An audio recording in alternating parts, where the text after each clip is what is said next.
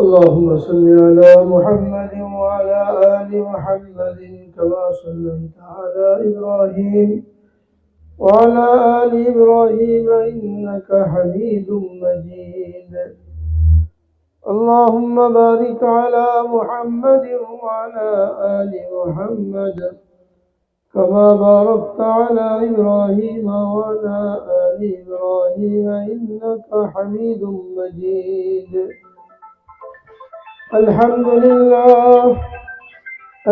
لله نحمده ونستعينه ونستغفره ونؤمن به ونتوكل عليه ونعوذ بالله من شرور أنفسنا ومن سيئات أعمالنا. من يهده الله فلا مضل له ومن يضلله فلا هادي له. ونشهد أن لا إله إلا الله وحده لا شريك له. ونشهد أن سيدنا وسندنا ومولانا محمدا عبده ورسوله صلى الله تعالى عليه وعلى آله وصحابه وبارك وسلم تسليما كثيرا.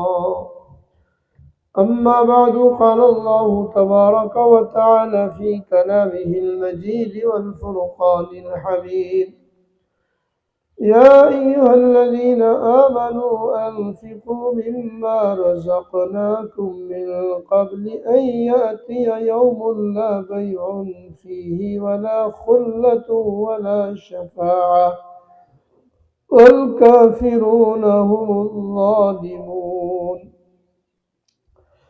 وقال رسول الله صلى الله عليه وسلم: إذا مات الإنسان انقطع عنه عمله إلا من صدقة جارية أو ولد صالح يدعو له أو من علم ينتفع به، أو كما قال عليه الصلاة والسلام. صدق الله العظيم وصدق رسوله النبي الكريم، ونحن على ذلك من الشاهدين والشاكرين. الحمد لله رب العالمين. الحمد لله। মারকাজুল কোরআন মোহাম্মদপুর ঢাকার উদ্যোগে আয়োজিত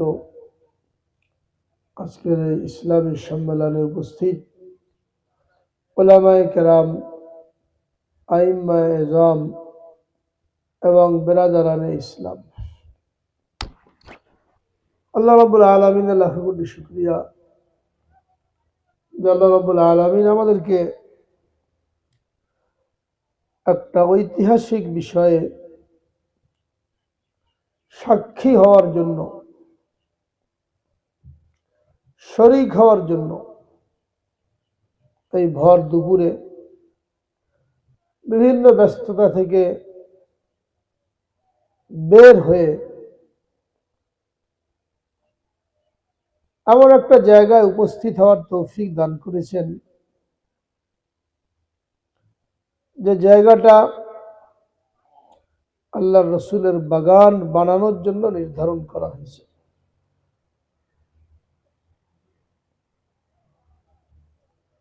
দুনিয়াতে যত মসজিদ আছে, মসজিদগুলি আল্লাহর ঘর বলা হয়, বাইতুল্লাহ বলা হয়।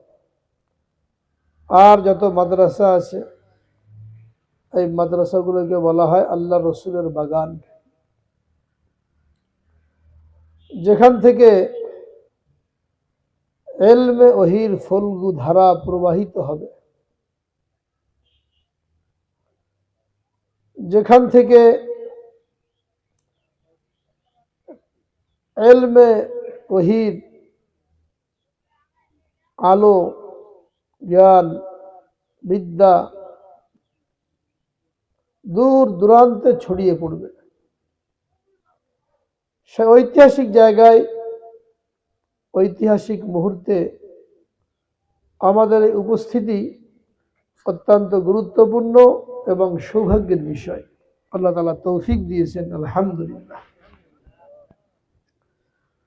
রাসূল আকরাম সাল্লাল্লাহু আলাইহি ওয়াসাল্লাম ইন্তেকালের আগে সাহাবায়ে কেরামকে ওসিয়ত করেছিলেন যে আমার ইন্তেকালের পরে লোকেরা বিভিন্ন জায়গা থেকে তোমাদের নিকট আসবে ইলম অর্জন করার জন্য, যে ইলম আমি তোমাদের নিকট রেখে গেলাম তাদের ব্যাপারে তোমরা আমার নিকট থেকে ওসিয়ত গ্রহণ করো যে তাদের এই ইলম অর্জন করতে এবং এখানে ইলম অর্জন করতে এসে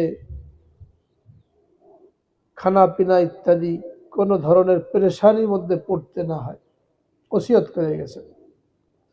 এই জন্য সাহাবায়ে কেরাম তাদের নিকট আল্লাহ রসুলের যে ইলম ছিল এই ইলমগুলো তারা অত্যন্ত যত্নের সাথে তাবেঈদের নিকট পৌঁছে দিয়েছেন। তাবেঈনরাও এই হাদিসের উপরে আমল করে তাবেঈনদের নিকটে ইলমকে পৌঁছে দিয়েছেন। তাবেঈন তারা আইম্মায়ে মুজতাহিদিন, উলামায়ে মুতাকাদ্দিমিন তাদের নিকটে ইলমকে পৌঁছে দিয়েছেন। এরপরে প্রত্যেক যুগে এইভাবে সিনা থেকে সিনায় এই ইলমকে পৌঁছে দেওয়া হয়েছে এবং আমাদের আকাবিরিন তারা বিভিন্নভাবে এই ইলমকে পৌঁছানোর জন্য, ইলমের প্রচার প্রসারের জন্য বিভিন্ন উদ্যোগ গ্রহণ করেছেন যার যার সাধ্য মতন। আগের যুগে এরকম আনুষ্ঠানিক কোনো মাদ্রাসা ছিল না যেখানে তালেব ইলমরা থাকবে, খাবে, তাদের থাকার ব্যবস্থা করা হবে, খাওয়ার ব্যবস্থা করা হবে। তখন তালেব ইলমরা নিজেরাই কোনো উস্তাদ নির্বাচন করে যাকে পছন্দ হতো, যোগ্য মনে হতো, আল্লাহওয়ালা মনে হতো, তাকে নির্বাচিত করে নিজেরা কয়েকজন মিলে ওই উস্তাদের কাছে, একজনের কাছে বলতে গেলে সমস্ত রকমের ইলম অর্জন করত। তখনকার আলেম যারা হতেন শুধু এক বিষয় না, সমস্ত বিষয়ে পারদর্শী হতেন। তো কেউ নিজের বাড়িতে, কেউ নিজের মসজিদে, কেউ খানকায় বা যে কোনোভাবে তারা এই ইলম যেটা উলামায়ে কেরামের নিকট আমানত, এই আমানতটাকে যাদের কাছে পৌঁছানোর দরকার, যারা ইলমের তালেব, তাদের নিকট পৌঁছানোর জন্য ব্যবস্থা গ্রহণ করতেন। যেহেতু তখন কোনো বেতন নির্ধারিত ছিল না, তালেব ইলমদেরও উস্তাদকে দেওয়ার মতন তেমন কিছু ছিল না, এই জন্য তিনি নিজের কাজ করতেন, ফাঁকে ফাঁকে তাদেরকে ইলম দান করতেন। এমন ঘটনা পাওয়া যায় যে উস্তাদ মাঠে ধান লাগিয়েছেন, ধান পেকে গেছে, ধান কাটতে হবে, ছাত্ররাও উস্তাদের সাথে ওই কাঁচি দিয়ে ধান কাটতেন আর এই ফাঁকে ওদেরকে পড়াতে থাকতেন। এবং এটা রাশিয়াতে হয়েছে। রাশিয়াতে যখন প্রথম বিশ্বযুদ্ধের আগ দিয়ে মুসলমানদের পতন হলো, জারের শাসন ওখানে চালু হলো, তখন তারা সমস্ত মসজিদ মাদ্রাসা বন্ধ করে দিল। আনুষ্ঠানিকভাবে মসজিদ মাদ্রাসা বা কোনো ঘরে ইলম শেখানোর কোনো সুযোগ ছিল না। তখন রাশিয়াতে খুব তুলার চাষ হয়। Tajikistan, Kazakhstan, Kyrgyzstan, Turkmenistan, Bukhara, Samarkand, এই সমস্ত জায়গায় অনেক তুলা, কার্পাস তুলা, যে তুলা দিয়ে আমাদের দেশে সুতা হয়, সুতা থেকে কাপড় হয়, এই তুলাগুলো রাশিয়া থেকে বেশি আসে। তো মাঠকে মাঠ, দূর দূরান্ত পর্যন্ত এই কার্পাস তুলার ক্ষেত। উলামায়ে কেরাম যারা ছিলেন, যেহেতু সরকারিভাবে নিজেকে মুসলমান পরিচয় দেওয়া বা ইলমের চর্চা করা এটা নিষেধ ছিল, তো ওই ছাত্র উস্তাদ শ্রমিকের আকারে ওই তুলার মাঠে কাজ করতেন, ওখান থেকে তুলা তুলতেন, গাছের পরিচর্যা করতেন আর ওইখানেই পড়াতেন। লোকেরা মনে করতো, সরকার মনে করতো যে মাঠে কাজ করেছে শ্রমিক, কিন্তু ওর মধ্যেই তারা পড়াতে থাকতেন। আবার অনেক উলামায়ে কেরাম কি করতেন, তারা বাসার নিচে, বাড়ির নিচে আন্ডারগ্রাউন্ড করে ওখানেই পড়াতেন তালেব ইলমদেরকে। তো মনে হচ্ছিল যে রাশিয়ায় কোনো আলেম নাই, সব মসজিদগুলোকে গোয়ালঘর বানানো হয়েছিল, সিনেমা হল বানানো হয়েছিল, মদ্যশালা বানানো হয়েছিল। মাদ্রাসা বন্ধ করে দেওয়া হয়েছিল। এক সময় মনে হচ্ছিল যে মনে হয় কোনো আলেম এই দেশে নাই, কিন্তু আল্লাহ পাকের মেহেরবানি, উলামায়ে কেরামের এই মেহনতের কারণে, এই কৌশল অবলম্বন করার কারণে 70 বছর পরে যে যখন রাশিয়াতে এই সমাজতন্ত্রের পতন হলো, আর যে দেশগুলি সোভিয়েত ইউনিয়নের অন্তর্ভুক্ত ছিল, তখন থেকে 6টা মুসলিম দেশ স্বাধীন হয়ে গেল। তুর্কমেনিস্তান, কিরগিজস্তান, কাজাকিস্তান, তাজিকিস্তান, এরকম 6টা দেশ যখন স্বাধীন হয়ে গেল, তো সেখানে হয়ে গেল অনেক আলেম উলামা মুফতি, মসজিদগুলো আবাদ হয়ে গেল, মসজিদে ইমামতির লোক পাওয়া গেল, ফতোয়া দেওয়ার জন্য মুফতিয়ানে কেরাম পাওয়া গেল, এবং অনেক আলেম উলামা হঠাৎ করে অভ্যুত হলো। তারা কোথেকে? আসমান থেকে নেমে আসছিল? আসমান থেকে নেমে আসে না। 70 বছরে জেল জুলুম এইগুলোকে উপেক্ষা করে তারা এই এলেম বিতরণের যে ধারাকে চালু রেখেছিলেন, তার ফলে 70 বছর পরে যখন এই 6টা মুসলিম দেশ স্বাধীন হলো, তো সেখানে আবার নতুন করে মাদ্রাসা চালু করতে, মসজিদগুলোতে নামাজ চালু করতে, আবার আগের সে ইসলামী পরিবেশ ফিরিয়ে আনতে কোনো বেগ পেতে হয় নাই, বিদেশ থেকে কোনো আলেম ধার করে আনতে হয় নাই। এটা কেন হয়েছে? উলামায়ে কেরামের কোরবানির কারণে। উলামায়ে কেরামের কোরবানি কেন করলেন? এত ঝুঁকি কেন নিলেন? ওই হাদিসের কারণে, যারা তোমাদের নিকট এলেম শিখতে আসবে তাদের ব্যাপারে আমি ওসিয়ত করেছি তোমরা তাদের কল্যাণকামী হও, তাদের এলেম অর্জন করার জন্য যা যা ব্যবস্থা করার দরকার এটা করো। একদিকে হাদিস, অন্যদিকে আল্লাহ রাব্বুল আলামিন কোরআনে পাকের মধ্যে জানিয়ে দিয়েছেন, ইন্নাল্লাহা ইয়ামুরুকুম আন তুআদ্দুল আমানাতি ইলা আহলিহা। আল্লাহ রাব্বুল আলামিন নির্দেশ দিচ্ছেন তোমাদেরকে, তোমাদের কাছে যে আমানত আছে এই আমানতটা যথাযথ প্রাপক তাদের কাছে পৌঁছে দাও। এই আমানতের বিভিন্ন ব্যাখ্যা আছে, তার মধ্যে একটা ব্যাখ্যা হলো আল্লাহ রাব্বুল আলামিন যাদেরকে ইলমে ওহী দান করেছেন, এই ইলমে ওহী নিয়ে সে একা বসে থাকবে না, একা আমল করবে না, এটা তার কাছে আমানত, এটা তার জন্য অন্যের নিকট পৌঁছে দেওয়া জরুরি, নতুবা আমানতের খেয়ানত করনেওয়ালা বলে গণ্য হবে। যদি এলেম নিয়ে নিজে বসে থাকে, যেমন এলেম শিখলো, লেখাপড়া করলো, আলেম হলো বড়, কিন্তু এখন অন্যের জন্য ফিকির করে না, নিজের পেটের ধান্দায় ব্যস্ত। অনেক লোকের এরকম আছে, আলেম হয়েছে, ডিগ্রি পেয়েছে, দেশ বিদেশ থেকে ডিগ্রি নিয়ে আসছে, এখন কি করে? ব্যবসা বাণিজ্য করে, বাড়ি গাড়ি ব্যবসা করে, ফ্ল্যাট বানায়, প্লট কেনে, এগুলো বিক্রি করে খুব টাকা পয়সা কামাই করে যাচ্ছি, কিন্তু অন্যের মধ্যে ওই এলেম বিতরণ করার কোনো উদ্যোগ দেখা যায় না। এরকম অনেক আলেম ওলামা আছে, তো তারা এই আয়াত অনুসারে এই আমানতের খেয়ানত করনেওয়ালা। আলেম যে হবে সে শুধু নিজের পেটের ধান্দা করবে না, নিজের দুনিয়াবি উন্নতির চিন্তা করবে না, কি করে আমি ভালো খাবো পরবো আরামে থাকবো এই চিন্তা করবে না, তার তো চিন্তা থাকবে উম্মতকে নিয়ে। যেহেতু আলেম হলো ওয়ারাসাতুল আম্বিয়া বলা হয়েছে, আর উলামা ওয়ারাসাতুল আম্বিয়া, নবীদের ওয়ারেস। নবীদের ওয়ারেস হওয়ার কারণে নবীর যে জিম্মাদারি ছিল, নবীর অন্তরে যে ব্যথা ছিল, নবীর অন্তরে যে দরদ ছিল উম্মতের জন্য, একজন আলেম যদি সে ওয়ারাসাতুল আম্বিয়া হতে চায়, নিজেকে দাবি করতে চায়, এবং ওয়ারাসাতুল আম্বিয়ার যে ফজিলত মর্যাদা, এই ফজিলত অর্জন করতে চায়, তাহলে তার অন্তরে ওই ব্যথা থাকতে হবে, ওই দরদ থাকতে হবে, এবং উম্মতকে জাহান্নামে যেতে দেখে তার মন অস্থির হয়ে উঠবে, তাহলে সে হলো সত্যিকারের ওয়ারাসাতুল আম্বিয়া। আর এইগুলোর থেকে যদি সে মুখ ফিরিয়ে রাখে, নিজের জীবনটা কোনোভাবে আরামে পার করে দেওয়ার ধান্দার মধ্যে লিপ্ত থাকে, তাহলে সে একদিকে যেমন ওয়ারাসাতুল আম্বিয়া হওয়ার যোগ্য না, অন্যদিকে ওয়ারাসাতুল আম্বিয়ার যে ফজিলত, এই ফজিলত লাভ করারও যোগ্য না।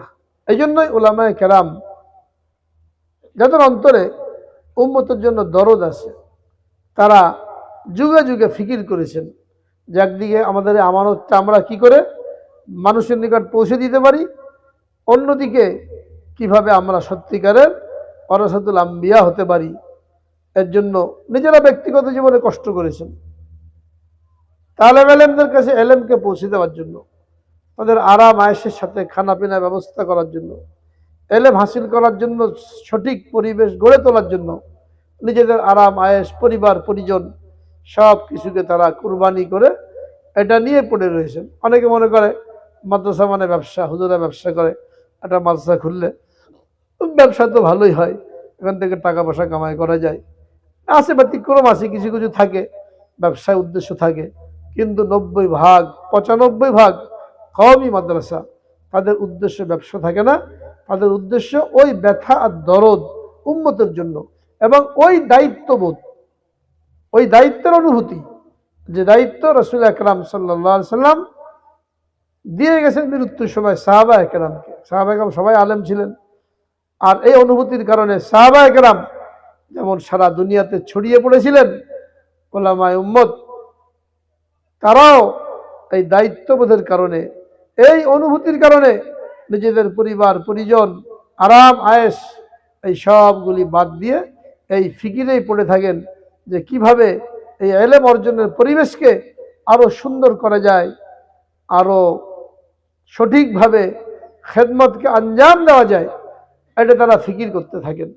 এই জন্য দেখা যায় আমাদের আকাবিরে দেওবন্দ, যে ভারতবর্ষে 830 বছর পর্যন্ত মুসলমানদের হুকুমত ছিল, অনেকগুলো বংশ রাজবংশ তারা ভারতবর্ষে হুকুমত করেছে।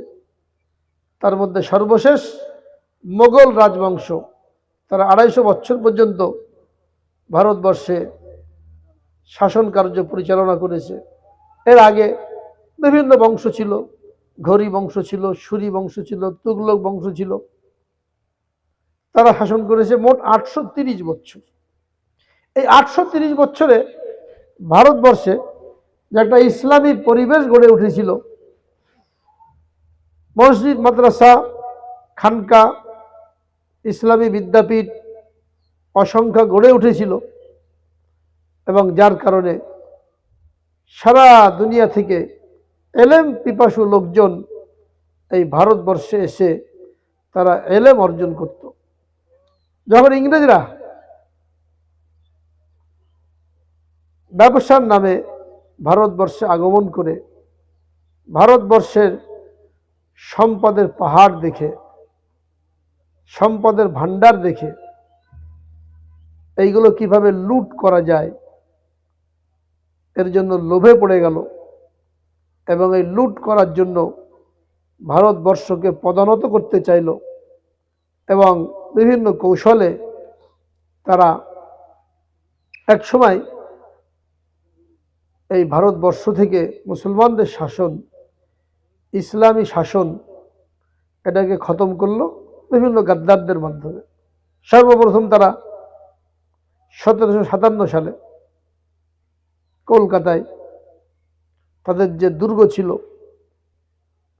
যেখানে তারা অস্ত্রপাতি জমা করেছিল, অস্ত্রপাতি জমা করে এখান থেকে সুযোগ বুঝে তারা যুদ্ধ করার জন্য বের হলো।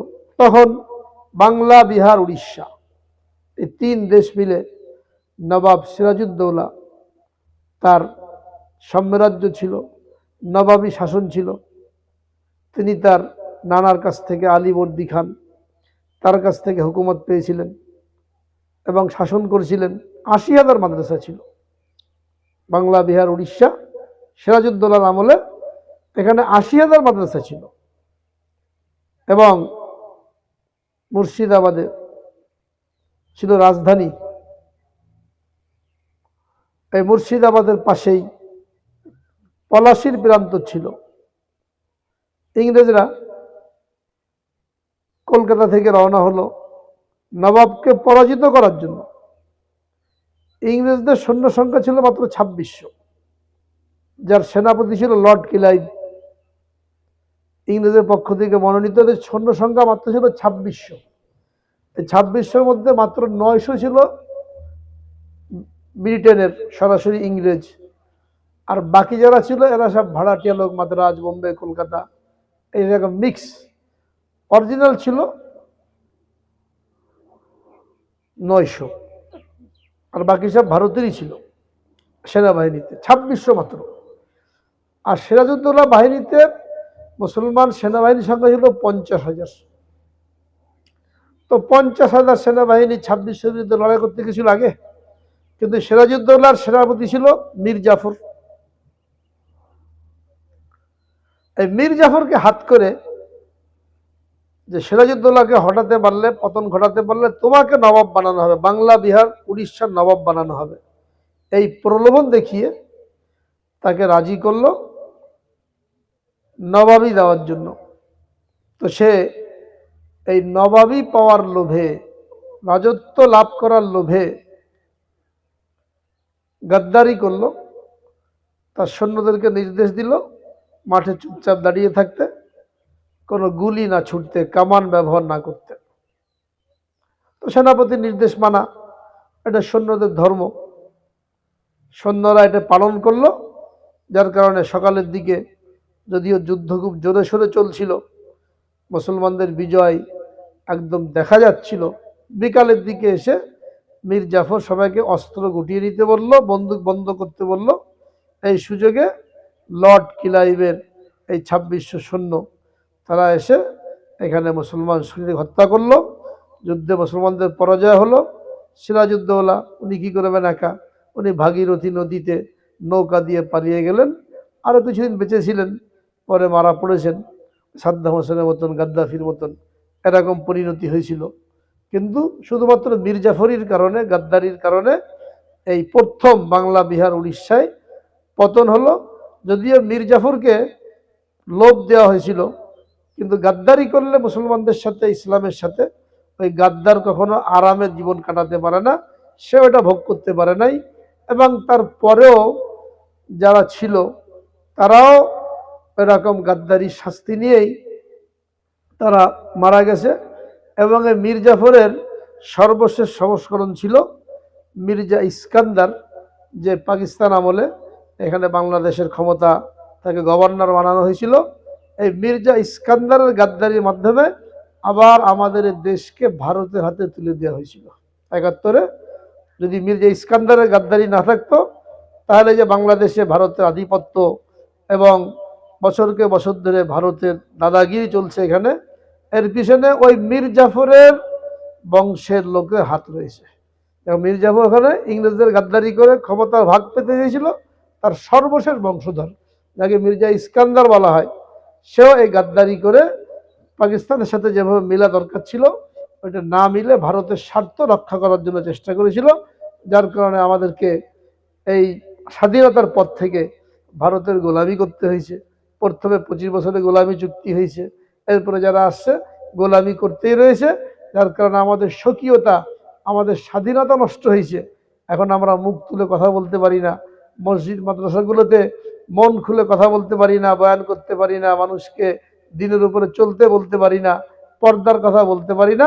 সব কিছু ওই ইংরেজের থেকে চলে আসছে। আল্লাহ পাক হেফাজত করেন সবাইকে। তো এই যে পতন হয়ে গেল 1757 সালে 23শে জুন পলাশির প্রান্তরে, এরপর ওখান থেকে লর্ড ক্লাইভের বাহিনী, এর সাথে আরও ইংরেজরা যোগ দিল। এদের সাথে আগে বাড়তে বাড়তে এরা আরও 100 বছর লাগলো দিল্লি পর্যন্ত পৌঁছতে। কলকাতা থেকে দিল্লি পৌঁছতে 100 বছর লাগলো। ছোট ছোট রাজ্য ছিল, মুসলমানদের ওখানে হুকুমত ছিল, হিন্দু রাজারা ছিল। এই সকলকে পরাজিত করতে করতে 1857 সালে তারা দিল্লিতে উপনীত হলো এবং সেখানে চূড়ান্ত লড়াই হলো, যেটাকে হিন্দুরা বলে বিদ্রোহ, সিপাহী বিদ্রোহ। মুসলমানদের ভাষায় এটা সিপাহী বিদ্রোহ ছিল না, এটা ছিল আজাদি আন্দোলন। 1857 সালে আজাদি আন্দোলন ইংরেজরা চলা শুরু করেছিল কলকাতা থেকে। তাদেরকে প্রতিরোধ করার জন্য মুসলমানরা সেখানে ময়দানে অবতীর্ণ হয়েছিল। তো ইংরেজদের ষড়যন্ত্রে, প্ররোচনায় এটার নাম দেওয়া হয়েছে সিপাহী বিদ্রোহ, কিন্তু আসলে সিপাহী বিদ্রোহ না, এটা হলো আজাদি আন্দোলন ছিল। এইখানেও মুসলমানদেরই মধ্যে গাদ্দারি এবং যারা সর্বশেষ ক্ষমতায় ছিল তাদের বেহায়াপনা, বিলাসিতা, এই সমস্ত কারণে এইখানেও ইংরেজরা সহজে 1857 সালে তারাও এই দিল্লিতে সর্বশেষ মোগল শাসনের পতন ঘটালো। মোগল যে বাদশাহ ছিল সর্বশেষ, বাহাদুর শাহ জাফর, তাকে গ্রেফতার করে বার্মার রেঙ্গুনে নির্বাসন দেওয়া হলো। ওখানে তিনি মারা গেলেন। আর এই মোগল বংশের যত রাজকুমার, রাজকুমারী, যুবরাজ ছিল, এদেরকে ধরে এনে নির্মমভাবে হত্যা করা হলো, এমন নির্মমভাবে যে দুইটা হাতি দুই দিকে, এর সাথে দুই পা বেঁধে দেওয়া হতো, দুই পা বেঁধে হাতিকে দুই দিকে চালিয়ে দেওয়া হতো। দুইটা শক্তিশালী হাতি দুই দিকে যদি হাঁটে, তো যে মানুষটাকে বেঁধে দেওয়ার কি অবস্থা হবে, ওই মুরগি ফাড়ার মতন দুই ভাগ হয়ে যেত। এইভাবে এদেরকে এনে এখানে হত্যা করা হলো। দিল্লি জামে মসজিদে আগুন জ্বলতে থাকতো, ওইখানে উলামা একরামকে নিয়ে আসা হতো, কোরআন শরীফ নিয়ে আসা হতো, ওখানে আগুনে জ্বালানো হতো। তো বিভিন্নভাবে ভারতবর্ষ থেকে মুসলমানদেরকে শেষ করার জন্য তারা অত্যাচার চালালো। হাজার হাজার উলামা একরামকে ফাঁসি দেওয়া হলো। একটা বড় বড় গাছ ছিল, কলকাতা থেকে খাইবার, পাকিস্তানে খাইবার, যেটা পার হয়ে আফগানিস্তান যাওয়া লাগে, একটা বিশাল রাস্তা ছিল, রোড, যেটাকে জিটি রোড বলা হয়, গ্র্যান্ড ট্রাঙ্ক রোড, যেটাকে 1530 সালে শের শাহ সুরি এই রাস্তা তৈরি করেছিলেন। এরকম মোটা মোটা গাছ ছিল, 14,000 গাছের মধ্যে 14,000 আলেমকে ফাঁসি দেওয়া হয়েছিল। আমাদের দেশেও বাহাদুর শাহ পার্ক আছে, ভিক্টোরিয়া, ইংরেজের নাম দিয়েছিল ভিক্টোরিয়া পার্ক, আসলে নাম দিয়েছিল বাহাদুর শাহ পার্ক। এরা ইতিহাস বদলে দিয়েছে। যেমন ভারতে এখন ইতিহাসকে বদলে দেওয়া হচ্ছে, মুসলমানদের জায়গার নাম পরিবর্তন করা হচ্ছে, মুসলমানদের সব জায়গার নাম পরিবর্তন করা হচ্ছে, বাড়িঘরের নাম পরিবর্তন করা হচ্ছে, রোডের নাম পরিবর্তন করা হচ্ছে। এরকম এখানে ইংরেজরাও পরিবর্তন করেছিল। তো বাহাদুর শাহ পার্ক, এটার ভিক্টোরিয়া পার্ক নাম দিয়েছিল, এখনো অনেকে ভিক্টোরিয়া পার্ক বলে। আমাদের উচিত এটাকে ভিক্টোরিয়া পার্ক না বলে বাহাদুর শাহ পার্ক বলা।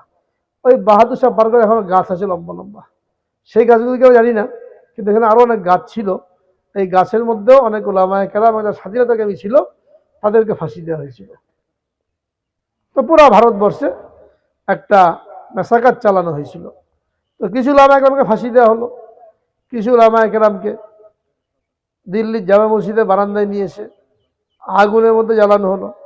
আর রাজকুমার রাজকুমারী যারা ছিল, এরা সর্বশেষ হুমায়ুনের মাকবারা, নিজামুদ্দিন মার্কাজের সামনে বিশাল এক এলাকা আছে, যেখানে বাদশাহ হুমায়ুন যে ছিল, মোগল বাদশাহ, তার মাকবারা আছে। ওখানে সুড়ঙ্গ আছে, আন্ডারগ্রাউন্ড আছে। এখানে বাকিরা আশ্রয় নিয়েছিল যে কবরস্থানে মনে হয় ইংরেজরা হামলা করবে না, এটা মনে করো এখানে আশ্রয় নিয়েছিল। কিন্তু ওখান থেকে বের করে এনে এদেরকে হত্যা করা হলো। এভাবে পুরো মোগল বংশ এটা ধ্বংস করে দেওয়া হলো। আর কিছু ওলামায়ে কেরামকে নির্বাসনে দেওয়া হলো, বড় ওলামায়ে কেরাম যারা প্রতিবাদী ছিলেন, এদেরকে নির্বাসন দেওয়া হলো। আন্দামান, কালাপানি, নিকোবর, মাল্টা, এ সমস্ত জায়গায় পাঠানো হলো। ওখানে ম্যালেরিয়া ছিল, জোক ছিল, সাপ ছিল, একবার গেলে কেউ ফিরে আসতে পারতো না। ওখানে নির্বাসন দেওয়া হলো। দুই একজন ফিরে আসছিলেন, তারা এসে ইতিহাস লিখেছেন আন্দামানের কাহিনী নিয়ে। অনেকে ফিরে আসতে পারেন নাই, তো সেখানে কাফনের কাপড়ের মধ্যে কয়লা দিয়ে ইতিহাস লিখেছেন বন্দি জীবনের কাহিনী। মৌলানা ফজলে হক খায়রাবাদী রহমতুল্লাহ আলাই বহুত বড় আলেম ছিলেন। উনি 57 সালে এই জিহাদে অংশ নেওয়ার কারণে গ্রেফতার হয়েছিলেন। পরে ওখানে যে উনি কাফনের কাপড়ের মধ্যে কয়লা দিয়ে ইতিহাস লিখেছিলেন। ওনার ছেলে পরে যখন গেছেন, বাপের ইন্তেকাল হয়ে গেছে, মারা গেছেন, ওটা উনি উদ্ধার করে পরে বই আকারে লেখা হয়েছে। এগুলো আমাদের ইতিহাস, ঐতিহ্য, যে দিনের জন্য, ইসলামের জন্য ওলামায়ে কেরাম সবচেয়ে বেশি কোরবানি দিয়েছেন। সাধারণ মানুষ যখন তাদের বাড়িঘর, টাকা পয়সা, জীবনযাপন এইগুলো বাঁচানোর জন্য ব্যস্ত, তখন দেশের স্বাধীনতা রক্ষা করার জন্য, মানুষের ঈমান আমল রক্ষা করার জন্য সবার আগে যারা ময়দানে নেমেছে তারা হলেন ওলামায়ে কেরাম। সাধারণ লোক তখন নিজেদের ব্যক্তিগত স্বার্থ উদ্ধারের জন্য ব্যস্ত ছিল। 57 সালে মোগল সাম্রাজ্যের পতন হলো। এদেরকে সশস্ত্রভাবে বিতাড়িত করার জন্য যে সমস্ত উলামায়ে কেরাম রয়ে গিয়েছিলেন, মাওলানা কাসেম নাজমী রহমতুল্লাহ আলাই, রশিদ আহমদ গঙ্গুহি রহমতুল্লাহ আলাই, হাফেজ জামিন শহীদ রহমতুল্লাহ আলাই, এনারা বড় বড় উলামায়ে কেরাম যারা ছিলেন, তারা প্রথম চেষ্টা করলেন ইংরেজদের বিরুদ্ধে সশস্ত্র সংগ্রাম করার জন্য। তারা সেনাবাহিনী গঠন করলেন, আমিরুল মোমিনিন ঠিক করলেন, সেনাপতি ঠিক করলেন, এবং শামেলির ময়দান, পানিপথ, সাহারানপুর জেলার পাশে থানা ভবন, এর পাশে পানিপথ, এর পাশে শামেলি, এই শামেলির ময়দানে ওখানে জিহাদ হলো 2-3 বছরের মধ্যে। ওইখানে কিছু মুসলমানের গাদ্দারি, কিছু দুর্বলতা, এই কারণে ওইখানেও তারা পরাজিত হলেন। সেনাপতি ছিলেন হাফেজ জামেন শহীদ রহমতুল্লাহ আলাই, উনি শহীদ হলেন, আরো অনেকে গ্রেফতার হলেন। তখন ওলামায়ে কেরাম সিদ্ধান্ত নিলেন যে আমরা সংখ্যা অল্প, আসবাবের দিক দিয়ে অল্প, এদেরকে মোকাবেলা করার জন্য কৌশল অবলম্বন করতে হবে, সরাসরি এদের বিরুদ্ধে লড়াই করা সম্ভব না। তো তারা পরামর্শ করলেন ভারতবর্ষের মুসলমানদের জান মাল, ইমান আমল, মসজিদ মাদ্রাসা খানকা এইগুলি রক্ষা করার জন্য কি করা যায়। তো তারা পরামর্শ করে এই সিদ্ধান্তে উপনীত হলেন যে এখানে মাদ্রাসার মাধ্যমে, মোগল আমলে যে মাদ্রাসা ছিল, দিল্লিতে 1000 মাদ্রাসা ছিল, মোগলদের আমলে শুধু দিল্লিতে 1000 মাদ্রাসা ছিল, যেখান থেকে মানুষের ইমান আমলের আকীদা সহি করার জন্য ব্যবস্থা নেওয়া হতো। আবার এই মাদ্রাসার মাধ্যমে লোকদের ইমান আকীদা দুরুস্ত করতে হবে, আর ইমান আকীদা দুরুস্ত হলে, আমল সুন্নত তরিকা মতন হলে তখন আল্লাহ তাআলা মদদ আসবে। তো তারা এই ফিকির নিয়ে 1866 সালে 30 মে দারুল উলুম দেওবন্দ, সাহারানপুর জেলার দেওবন্দ উপজেলা থানা, একটা পুরাতন মসজিদ ছিল মোগল আমলের, 3 গম্বুজওয়ালা, আমাদের 7 মসজিদের মতন, 3 নেতার মাজারের এখানে একটা মসজিদ আছে ওইরকম দেখতে, 3 গম্বুজওয়ালা মসজিদ, মোগল আমলে তৈরি হয়েছিল, ছোট্ট একটা মসজিদ, সামনে একটা ডালিম গাছ ছিল। ওইখানেই তারা এই মাদ্রাসার গোড়া পত্তন করার সিদ্ধান্ত নিলেন। ছাত্র কোত্থেকে আসবে, একটা ছাত্র খুঁজে বের করা হলো, তার বাড়ি দেওবন্দেই, নাম মাহমুদুল হাসান। পড়াবে কে? একজন উস্তাদ নিয়ে আসা হলো মিরাট থেকে, পাশের জেলা মিরাট, ওখান থেকে উস্তাদ নিয়ে আসা হলো, তার নাম ছিল মোল্লা মাহমুদ। 2 মাহমুদ মিলে এই মাদ্রাসা শুরু হলো। টাকা কোত্থেকে আসবে? 6 জন প্রতিষ্ঠাতা, ওনারা পরামর্শ করে রুমাল ধরলেন, যার পকেটে যা আছে এখানে রাখেন, এটা দিয়ে মাদ্রাসা শুরু। তো কারো পকেটে 2 টাকা, কারো 5 টাকা, এটা রুমালের মধ্যে জমা করা হলো, প্রাথমিক ফান্ড কালেকশন হলো। যেহেতু এখলাস ছিল, উম্মতের জন্য দরদ ছিল, যে উম্মত দিন হারা না হয়, এলেম হারা না হয়, এই ব্যথার কারণে, এই দরদের কারণে এই 6 জনের হিম্মত, নিয়ত, দান, এর মধ্যে আল্লাহ রাব্বুল আলামিন এমন বরকত দিলেন, ওখান থেকে আজকের সেই দারুল উলুম দেওবন্দ।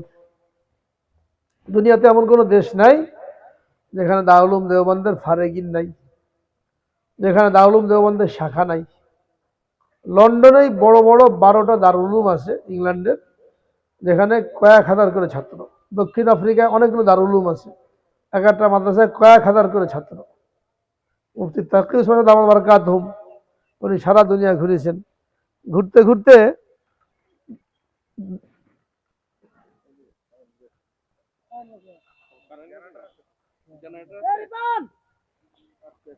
যেটা চলুক শোনা যাবে। তো তাকি উসমান দামাত বারাকাতুহুম উনি সফর করতে করতে একেবারে দুনিয়ার শেষ মাথায় গেছেন, ডেনমার্ক, সুইডেন,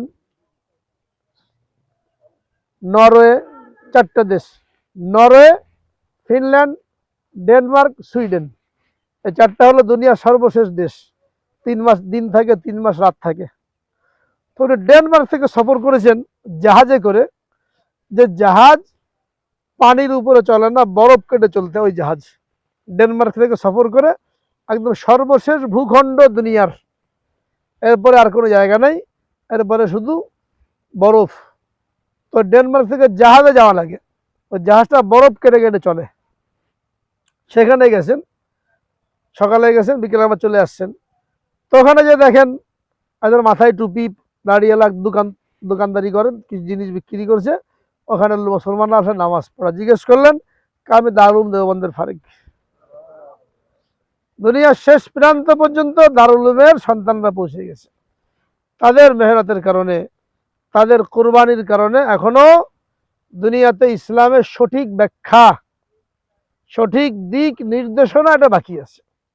দারুল উলুম দেওবন্দ না থাকলে, তখন ওলামায়ে কেরাম জীবনের ঝুঁকি নিয়ে যদি ময়দানে অবতীর্ণ না হতেন, জেল জুলুম ভোগ না করতেন, তাহলে আজকে আমাদের ইমান আমলের কি অবস্থা হতো না কল্পনা করতে পারবো না। ওই যে প্রথম ছাত্র দারুল উলুম দেওবন্দের মাওলানা মাহমুদুল হাসান দেওবন্দি রহমতুল্লাহ আলাই, উনি প্রথম ছাত্র, ওনার মাধ্যমেই এই ভারত থেকে ইংরেজদেরকে বিতাড়ন করার আন্দোলন শুরু হলো। আর উনি হলেন শাইখুল হিন্দ, সমস্ত উলামাদের রাহবার, এবং উনি সংগঠন তৈরি করলেন তাহরিকে রেশমি রুমাল আন্দোলন। সারা দুনিয়ায় চিঠি পাঠিয়ে রেশমি রুমাল, তখন চিঠি পাঠালে ইংরেজরা পাকড়াও করতো, শাস্তি হতো। উনি কি করলেন, রেশমি রুমালের মধ্যে চিঠি লিখলেন, আফগানিস্তানে পাঠালেন, জাপানে পাঠালেন, ভারত থেকে জাপানে পাঠালেন, এরপরে আফগানিস্তানে পাঠালেন মৌলানা ওবায়দুল্লাহ সিন্ধি রহমতুল্লাহ আলাই, আর ভারত থেকে পাঠালেন সুভাষচন্দ্র বসু, একে পাঠালেন জাপানে ওই রেশমি রুমালের মধ্যে চিঠি দিয়ে। এরপরে যখন ইংরেজরা টের পেয়ে গেল এরকম সংগঠিত করার জন্য চেষ্টা করা হচ্ছে, তল্লাশি করে ওই রুমাল, মনে করে রুমালটা তখন আর ঝুড়ির মধ্যে ফেলে দিয়েছেন তাদেরকে ধরতে না পারে, তো রুমালটা ঝুড়ির মধ্যে ফেলে দেওয়ার কারণে মনে করেছে এটা মনে হয় কোনো হাত মোছার কিছু হবে, ওটা উদ্ধার করতে পারে না, কাগজে লেখা থাকলে উদ্ধার করে ফেলতো। এইভাবে গোপনীয়তার সাথে উনি সংগঠিত করেছিলেন। কিন্তু শেষ পর্যন্ত উনি নিজে যখন আরবে গেলেন, সেখানে ওনাকে গ্রেফতার করা হলো এবং গ্রেফতার করে ওনাকে মাল্টায় পাঠানো হলো। 2.5 বছর মাল্টার জেলে বন্দী ছিলেন। ওনার সাথে ছিলেন হুসাইন আহমদ মাদানী রহমতুল্লাহ আলাই। এরপর উনি ফিরে আসলেন মাল্টা থেকে, ওনার তো ইন্তেকাল হয়ে গেল, কিন্তু ওনার সাথে যিনি ছিলেন হুসাইন আহমদ মাদানী রহমতুল্লাহ আলাই, ইনি পরে কি করলেন, জমিয়াতে উলামা হিন্দ গঠন করে এদের মাধ্যমে এই স্বাধীনতার আন্দোলনকে এগিয়ে নিয়ে গেলেন। এবং তাদেরই এই চেষ্টার কারণে 1947 সালে 14ই আগস্ট পাকিস্তান তৈরি হলো, 15ই আগস্ট ভারত তৈরি হলো, এবং পরে এসে মুসলিম লীগ, কংগ্রেস এরা যোগ দিল, নেহেরু, জিন্না এরা এসে পরে স্বাধীনতার কৃতিত্ব নিল। কিন্তু মূল অবদান ছিল কাদের? ওলামায়ে কেরামের, এই মাদ্রাসাগুলোর অবদান। দারুল দেওবন্দ না হলে, এই মাদ্রাসাগুলি না হলে আজকে ভারতের ইতিহাস অন্যরকম হতো, আমাদের ইতিহাস অন্যরকম হতো। আমাদের দেশে 25 থেকে 26 হাজার এই কওমি মাদ্রাসা আছে, ছোট হোক, বড় হোক, গ্রামে হোক, মক্তব হোক, সবগুলো আকীদার দিক দিয়ে, লক্ষ্য উদ্দেশ্যের দিক দিয়ে, পরিকল্পনার দিক দিয়ে এই দারুল দেওবন্দের শাখা, সকলেই দারুল দেওবন্দের সাথে জড়িত। এই জন্য দারুল দেওবন্দকে বলা হয় মাদারে ইলমি, সমস্ত এলেমের মার্কাজ, মাদারে ইলমি বলা হয়, সমস্ত কওমি মাদ্রাসাগুলোর কেন্দ্র। ওই মানহাজ, ওই তরিকা, ওই আদর্শই চলছে। যতদিন পর্যন্ত এই মাদ্রাসাগুলি ওই আদর্শকে অনুসরণ করে, ওই তরিকাকে ফলো করে চলতে থাকবে, ততদিন পর্যন্ত আমাদের দেশের মানুষের ইমান আমলের উপরে হস্তক্ষেপ করতে পারবে না ইনশাল্লাহ। আর এই কারণে দেখা যায় যখন বিভিন্ন বাতিল মাথাচাড়া দিয়ে ওঠে আমাদের দেশে, কাদিয়ানি ফিতনা হোক, মওদুদি ফিতনা হোক, রেজবি ফিতনা হোক, আহলে হাদিস ফিতনা হোক, হিজবুত তাওহীদ হোক, হিজবুত তাহরীর হোক, শিয়া ফিতনা, এতাদি ফিতনা, যত রকমের ফিতনা আছে, এই ফিতনাগুলোর মোকাবেলা করার জন্য আগে কারা থাকে? ওলামায়ে কেরাম থাকেন। ওলামায়ে দেওবন্দ, আলিয়া মাদ্রাসায় কোনো ওলামা পাওয়া যায় না, এরা তো নিজেদের সার্টিফিকেট আর চাকরি বাকরি নিয়ে ব্যস্ত, সরকারের গোলামি করা নিয়ে ব্যস্ত। জেলে গেলে কারা যায়? কওমি ওলামায়ে কেরাম। গ্রেফতার হলে কারা হয়? কওমি ওলামায়ে কেরাম। আঘাত আসলে কার উপরে আসে? কওমি ওলামায়ে কেরাম। এগুলো দিনের দুর্গ। এই জন্য ওলামায়ে কেরাম বলেন কওমি মাদ্রাসা এইগুলি হলো ক্যান্টনমেন্ট, দিনের ক্যান্টনমেন্ট। কোন এলাকায় ক্যান্টনমেন্ট থাকলে যেমন সেখানে মানুষের জান মাল নিরাপদ থাকে, অনুরূপভাবে যে এলাকায় মাদ্রাসা থাকে, কওমি মাদ্রাসা, দিনের ক্যান্টনমেন্ট হওয়ার কারণে এখানকার মানুষের ইমান আমল নিরাপদ থাকে, কোনো বাতিল সেখানে ঘাঁটি গাড়তে পারে না, মাথা চাড়া দিয়ে উঠতে পারে না। এই জন্য প্রত্যেকটা এলাকার মধ্যে এই মাদ্রাসার দরকার। যত আমরা দেখি এত সাইনবোর্ড, এত মাদ্রাসা, এইগুলো খুবই অপ্রতুল, খুবই কম। স্কুল, কলেজ, কিন্ডারগার্টেন যে পরিমাণ আছে, ওই পরিমাণ কিন্তু কওমি মাদ্রাসা নাই। আপনি কোন এলাকায় গেলে দেখবেন 8-10টা সাইনবোর্ড, এই নাম ওই নাম। তো লোকেরা কি মনে করে, বলে এত মাদ্রাসা দিয়ে কি হবে? কিন্তু যদি আনুপাতিক হার বিশ্লেষণ করা হয়, যে এলাকায় কত লোক বসবাস করে, আর তাদের জন্য কি পরিমাণ মাদ্রাসা, তাহলে দেখা যাবে আনুপাতিক হারে এই মাদ্রাসার সংখ্যা এখনো কম। এই জন্য আরো মাদ্রাসা দরকার। এটা আমরা মনে না করি যে মাদ্রাসা অনেক হয়েছে আর দরকার নাই, অনেক কম, অপ্রতুল, আরো মাদ্রাসা দরকার। তো সেই সূত্র ধরে এই মার্কাজুল কোরআন যারা স্বল্প পরিসরে শুরু হয়েছিল, যারা উদ্যোক্তা, তাদের অন্তরে দরদ ছিল, তাদের ফিকিরের কারণে আল্লাহ রাব্বুল আলামিন আরো বড় আকারে করার জন্য সুযোগ দিয়েছেন, তৌফিক দিয়েছেন। আপনারা শুরু থেকে সহযোগিতা করে, উৎসাহ দিয়ে এটাকে আগে বাড়ানোর জন্য চেষ্টা করেছেন। তারই একটা পর্ব আজকে আমাদের এখানে উপস্থিত হওয়া। এর আগে আমরা কয়েক উপস্থিত হয়েছি, তখন ক্ষেত ছিল, কপির বাগান ছিল, লাল শাক ছিল, মূলা শাক ছিল। এখন অবস্থা পুরো পরিবর্তন হয়ে গেছে, ভরাট হয়ে গেছে, বাউন্ডারি হয়ে গেছে, জায়গা বুঝিয়ে দেওয়া হয়েছে। এটা আপনাদেরই কোরবানির কারণে, হিম্মত আফজাইর কারণে হয়েছে। আপনারা না থাকলে এটা সম্ভব হতো না।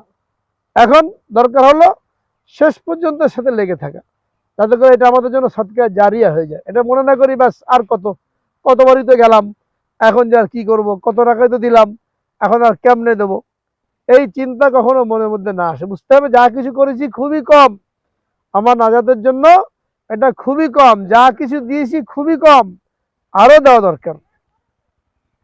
এটা মনে না করা যে অনেক করে ফেলেছি, কারণ আমাদের যে গুনাহ, আমাদের যে আখিরাতের প্রস্তুতি, এইগুলোর তুলনায় এই সম্পৃক্ততা অনেক কম। এজন্য আমরা সকলেই শেষ পর্যন্ত এই মাদ্রাসার সাথে দোয়ার মাধ্যমে, আর্থিক অনুদানের মাধ্যমে, সন্তানাদি দেওয়ার মাধ্যমে এর সাথে ইনশাআল্লাহ লেগে থাকবো। কি বলেন সব? পারবো ইনশাআল্লাহ? আল্লাহ পাক সকলকে কবুল করেন। যারা আগে জোড়ে এদের ফজিলত বেশি। সাহাবায়ে মধ্যে যারা আগে মুসলমান হয়েছে, সবার আগে মুসলমানকে আবু বকর সিদ্দিক রাদিয়াল্লাহু তাআলা আনহু। ওনার পরে কিয়ামত পর্যন্ত যত মুসলমান মুমিন হবে সবার ঈমান এক পাল্লায়, আবু বকর সিদ্দিক রাদিয়াল্লাহু তাআলা আনহুর ঈমান আর আমল এক পাল্লায়, ওনারটা বেশি ভারী হবে। তো আমরা যারা এখানে শুরু থেকে শরীক, এই মাদ্রাসা যত আগে বাড়তে থাকবে, উন্নত হবে, চারিদিকে এর খেদমত ছড়িয়ে পড়বে, পরে যারা জুড়বে তারাও নেকি পাবে। কিন্তু আমরা শুরু থেকে যারা বিভিন্ন চড়াই উতরাই, প্রতিকূল অনুকূল পরিবেশকে সামনে রেখে আমরা এগিয়ে চলেছি, আমরা যে ফজিলতটা পাবো এটা কিন্তু পরে যারা আসবে তারা পাবে না। السابقون الأولون من المهاجرين والأنصار الذين اتبعوهم بإحسان। এই আয়াতের মধ্যে আল্লাহ রাব্বুল আলামিন জানিয়ে দিয়েছেন যারা আগে আসবে এদের মর্যাদা বেশি। সেই দিক দিয়ে আমরা অত্যন্ত সৌভাগ্যশালী। এবং এই জন্য শুরুতে বললাম যে আমরা একটা ইতিহাসের সাক্ষী হতে চলেছি। হ্যাঁ, যে জমি রেজিস্ট্রি হওয়ার পরে আজকে প্রথম এই মাহফিল, এখানে আমরা শরীক হতে পেরেছি, এটা আমরা ইতিহাসের সাক্ষী হয়ে গেলাম। আমরা সকলেই এটা দোয়াও করব, কামনাও করব যে এর পরের যে মাহফিল এখানে হবে সেটা যেন এই বিল্ডিংয়ের মধ্যেই হতে পারে ইনশাল্লাহ। কি বলেন? সকলেই চেষ্টা করলে, দোয়া করলে। এখন তো প্যান্ডেলের মধ্যে হচ্ছে, হ্যাঁ, পরে যখন হবে যেন আমাদের সে টিন শেড হোক কিংবা বিল্ডিং হোক, যেন বিল্ডিংয়ের মধ্যে হতে পারে। তো এখন যে অবস্থা আমরা সকলে জানি, এটা রেজিস্ট্রি হয়ে গেছে আলহামদুলিল্লাহ, সামান্য একটু বাকি আছে। টাকা পয়সা শোধ করা হয়েছে কোনো না কোনোভাবে, ঋণ ইত্যাদির মাধ্যমে। এখনো কিছু ঋণ আছে, এই ঋণগুলো পরিশোধ করার ব্যবস্থা করা এটা আমাদের জিম্মাদারি। মোটামুটি কিছু ঋণ রয়ে গেছে, ঋণগুলো পরিশোধ হয়ে গেলে এরপরে এখানে ঘরের কাজ শুরু হবে। হয়তো প্রথমে টিন শেড শুরু হবে, এরপরে বিল্ডিং, আল্লাহ পাক তৌফিক দিলে একবারে বিল্ডিং হয়ে যেতে পারে। আল্লাহ পাকের ভান্ডারে কোনো কমি নাই। আমি গেলাম কিছুদিন আগে ভোলা লালমোহন থানায়, ওখানে একটা মাদ্রাসা দেখতে গেলাম, সুপারি বাগান, চারিদিকে সুপারি বাগান, সুপারির গাছ। এক লোক তাদের সুপারি বাগানের ভিতরে 10 বিঘা জায়গা মাদ্রাসার জন্য দিয়ে দিয়েছে একাই। 10 বিঘা, বিশাল মাদ্রাসা হবে, পুরো ভোলা জেলার মধ্যে সবচেয়ে বড় মাদ্রাসা। 10 বিঘা জায়গা দিয়ে সুপারি গাছ কেটে মাদ্রাসার ঘর একটা তৈরি হয়েছে অস্থায়ী। আগে মসজিদের জন্য পাইলিং চলছে, মসজিদের জন্য লাগবে 3.5 কোটি টাকা। তো উনি একাই 3.5 কোটি টাকা ব্যাংকের অ্যাকাউন্টে দিয়ে দিয়েছে, বানাতে থাকেন মসজিদ, একা 3.5 কোটি টাকা দিয়ে দিয়েছে। এবং তার ঢাকা ব্যবসা আছে, ওখান থেকে প্রতি মাসে যা লাভ হবে এর 10% ওই মাদ্রাসার নামে জমা হবে, মাদ্রাসা ফান্ডে জমা হবে। এবং উনি বলে দিয়েছেন যে এই যে মাদ্রাসার অ্যাকাউন্টে জমা হচ্ছে, এটা এখন খরচ করার জন্য না, এটা আমি মরার পরে খরচ করবো, এখন জমা হতে লাগবে। এটা এখন যা লাগবে নগদ আমার কাছ থেকে নিয়ে নেবে। 3.5 কোটি টাকা দিয়ে দিয়েছিলেন মসজিদের জন্য, ওটা হয়ে গেলে এবার 10 তলা বিল্ডিং শুরু হবে এবং পুরো ভোলা জেলার মধ্যে সবচেয়ে বড় মাদ্রাসা হবে। এবং যে মোহতামিম সাহেব উনি বললেন যে আমরা এরাদা করেছি যে আমাদের কাছে উস্তাদ হবে, সব আমরা জামিয়া রহমানের থেকে নিয়ে আসবো, বাইরে করে উস্তাদ থাকবে না, সব জামিয়া রহমানের উস্তাদ। এই তরিকা চলবে, আদর্শ চলবে। তো মানুষের দিল তো আল্লাহ তাআলার হাতে, দিল আল্লাহ তাআলার হাতে, যেদিকে ঘোরাবেন ওদিকে ঘুরবে। যেরকম দোয়া করি, নিজে না পারলে দোয়া করতে থাকি, আল্লাহ তাআলা দিলওয়ালা লোক তৈরি করে দেন যে তার হালাল মাল নিয়ে এগিয়ে আসবে। এটা কঠিন কিছুই না, হয়তো চিন্তা করলে একটু কঠিন মনে হতে পারে, কিন্তু আল্লাহ তাআলা ইচ্ছা করলে মুহূর্তের ব্যাপার। এই জন্য 3 ভাবে মাদ্রাসাগুলোকে সহযোগিতা করা, 3 ভাবে মাদ্রাসাগুলোকে সহযোগিতা করা। 1 নম্বর হলো সন্তান দেওয়ার মাধ্যমে। মাদ্রাসা আছে, ছেলে পেলে নেই, এলাকার মধ্যে মাদ্রাসা থেকে দূরের ছেলেপেলেরা পড়ে চলে যায়, এলাকার ছেলেপেলেরা পড়তে পারে না, এরকম যেন না হয়, ছেলে পেলে দিয়ে সহযোগিতা করা। 2 নম্বর হলো আর্থিকভাবে সহযোগিতা করা, যা যতটুকু সম্ভব, নিজে যদি না পারি অন্য কাউকে বলে ব্যবস্থা করা। আর 3 নম্বর হলো দোয়ার মাধ্যমে। দোয়া তো সবাই করতে পারি আমরা, যখন নিজের জন্য দোয়া করি, পরিবার পরিজনের জন্য দোয়া করি, ওই সময় এই মাদ্রাসা, অন্যান্য কওমি মাদারিস, এইগুলোর জন্য দোয়া করা। তো এইভাবে সহযোগিতা করি আমরা। তাহলে হাদিসের মধ্যে বলা হয়েছে কুন আলিমান আও মুতাআল্লিমান আও মুহিব্বান আও মুঈনান ওয়ালা তাকুন খামিসান ফাতাহলিক। তুমি আলেম হও অথবা তালেব ইলম হও অথবা উলামায়ে কেরামকে মহব্বত করনেওয়ালা হও অথবা উলামায়ে কেরামকে সহযোগিতা করনেওয়ালা হও, 5 নম্বরে যেও না, ফাতাহলিক, 5 নম্বরে গেলে তোমার ধ্বংস অনিবার্য। আল খাবিসাতু আন তুবগিদাল ইলমা ওয়া আহলাহু। আর 5 নম্বর হলো আলেম ওলামাদের সাথে বিদ্বেষ পোষণ করা। এত মাদ্রাসা কি দরকার? ব্যাংকের মতন মাদ্রাসা গজিয়ে উঠছে, হুজুরা ব্যবসা করে খাচ্ছে, মাদ্রাসাকে ব্যবসা বানিয়েছে, এরকম কোনো মন্তব্য করে আলেম ওলামাদের প্রতি বিদ্বেষ পোষণ না করা। এরকম যদি হয় তাহলে কি বলছেন? তোমার ধ্বংস অনিবার্য। তো 4-এর মধ্যে থাকা, আলেম হই, তালেব ইলম হই, আলেম হওয়ার বয়স নাই, তালেব ইলম মৃত্যু পর্যন্ত হওয়া যায়, মহব্বত করনেওয়ালা এর কোনো বয়স নাই, সবসময় হওয়া যায়। আর মুঈন সহযোগিতা, কয়ভাবে সহযোগিতা? 3 ভাবে সহযোগিতা, সন্তানাদি দিয়ে অথবা আর্থিক সহযোগিতার মাধ্যমে অথবা দোয়ার মাধ্যমে। এবং শুধু এইটাই না, যত কওমি মাদ্রাসা আছে সমস্ত কওমি মাদ্রাসাগুলোর জন্য, হক্কানি উলামায়ে কেরামের জন্য। আরবিতে একটা প্রবাদ বাক্য আছে, মাউতুল আলিমি মাউতুল আলাম। একজন আলেমের মৃত্যুবরণ কেমন যেন জগতের মৃত্যুবরণ। একজন আলেম নাই, কেমন যেন জগৎ বিরান হয়ে গেল। আলেমের পরামর্শে, আলেমের হেদায়েতে, দিক নির্দেশনায় মানুষ সঠিক পথে চলবে, আল্লাহকে পাবে। আলেম যখন থাকবে না, তখন দিক নির্দেশনা দেনেওয়ালাও থাকবে না, সঠিক পথ দেখানেওয়ালা থাকবে না, তো মানুষ গুমরা হয়ে গেল। এই জন্য বলছেন মাউতুল আলিমি মাউতুল আলাম। একজন আলেমের মৃত্যু কেমন যেন জগতের মৃত্যু। এই জন্য হক্কানি উলামায়ে কেরামের জন্য দোয়া করা, তাদেরকে আল্লাহ রাব্বুল আলামিন হায়াতুত তাইয়্যিবা নসিব করেন, তাদেরকে আরো বেশি খেদমতের সুযোগ দেন। এই দোয়াটা যখন আমি নিজের জন্য দোয়া করি, হক্কানি উলামায়ে কেরামের জন্য দোয়া করা।